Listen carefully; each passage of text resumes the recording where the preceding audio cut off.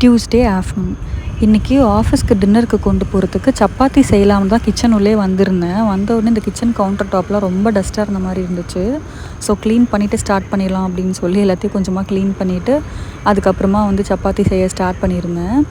நாங்கள் இதுக்கு முன்னாடி இருந்த வீட்டிலலாம் வந்துட்டு தண்ணி வந்து பயங்கர கொடுமையாக இருக்கும். கொடுமைனா கொடுமை, அவ்வளோ கொடுமை. ஏன் சொல்கிறேன் அப்படின்னா, அந்த ஆர்ஓ போடுவாங்கல்ல, ஸோ அவங்கள ஒரு 2 கம்பெனிலேருந்து கூப்பிட்ருந்தோம். ஸோ கூப்பிட்டு அவங்களும் தண்ணி செக் பண்ணிவிட்டு 2 பேருமே ஒரே ஆன்சர் தான் சொன்னாங்க. என்னென்னா, தண்ணியோட மேக்ஸிமம் உப்போட லெவலே வந்து 3000 தான் இருக்கணும். அப்படி இருந்தால் தான் வந்து மேக்ஸிமம் அவ்வளோ இருந்தால் தான் வந்து ஆர்ஓ போட முடியும்.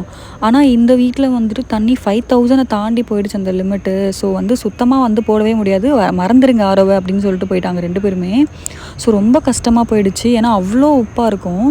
நாங்கள் யூஸ் பண்ண பாத்திரம் முக்கால்வாசி துரு பிடிச்சி ஒரு மாதிரி கலர்லாம் ஷேடெல்லாம் போகி, இந்த மாதிரி பெயிண்டெல்லாம் போகி, இந்த கேஸில் பார்த்தீங்கன்னா கூட தெரியும், ஃபுல்லாக வந்து கலர்லாம் போயிருந்துச்சு. அப்படி தான் வந்து முக்கால்வாசி பாத்திரம் ஆகிடுச்சு நாங்கள் யூஸ் பண்ண பாத்திரம் எல்லாமே.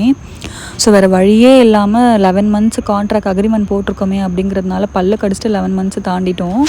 அதனால தான் வந்து அவசரமாக பார்த்துட்டு இல்லை வேறு வீடு வந்து டக்குன்னு ஷிஃப்ட் பண்ணதுக்கு காரணமே தண்ணி தான். தண்ணி தவிர்த்து மற்ற எந்த பிரச்சனையும் கிடையாது. பட் இருந்தாலும் தண்ணி தானே மெயின். ஸோ அதனால் வந்து மாற்றியாச்சு.